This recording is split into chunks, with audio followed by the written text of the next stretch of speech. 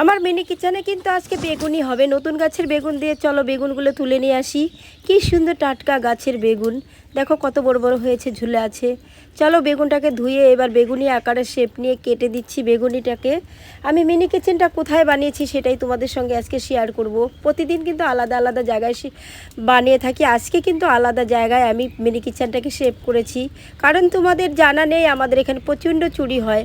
চুরি হওয়ার কারণে কিন্তু আমি যেখানে সেখানে রান্না করতে পারি না। বাইরে যদি রেখে দিই তাহলে কিন্তু আমাদের সেগুলো সব বাচ্চা কাচ্চারা নাকি বা কারা এসে নিয়ে চলে যায়। তখন এত দামি কিচেনের বর্তন বাসন আমি কোথা থেকে নিয়ে আসব? সেই জন্য কিন্তু আমি আজকে আমার দোকানের কিচেন রুম বানিয়েছি। আমার যে টেলারি দোকান আছে সেই তারই ভিতরে কিন্তু আমি এই কিচেন রুমটা বানিয়েছি। তো তোমাদের কেমন লাগলো দেখো, কত সুন্দর করে সাজিয়েছি। আমার কিচেনটা কেমন হয়েছে তোমরা একটু কমেন্ট করে জানাবে। আজকে কিন্তু আমি বানিয়েছি তোমাদের জন্য বেগুনি, আমার নতুন গাছের বেগুন দিয়ে। আর ভিডিও, এই ভাজা পোড়ার ভিডিও যে ভাইরাল হয় সেটা আর কি বলবো। তার জন্যই আমি বেশি বেশি করে কয়েকদিন পর পর ভাজা পোড়ার ভিডিওটা দিতে চাই তোমাদের সামনে। তো তোমাদের কেমন লাগলো কমেন্ট করে জানাবে। আমার বেগুনিটা আদৌ ঠিকঠাক হলো না তোমরা একটু কমেন্ট করে বলবে। তোমরা যদি গঠনমূলক কমেন্ট করো তাহলে কিন্তু আমার ভিডিও করতে অনেক এনার্জি পাই।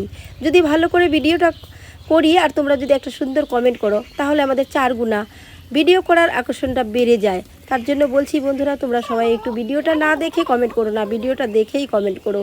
কে কোথা থেকে আছো দেখছো ভালো করে জানিয়ে দিও।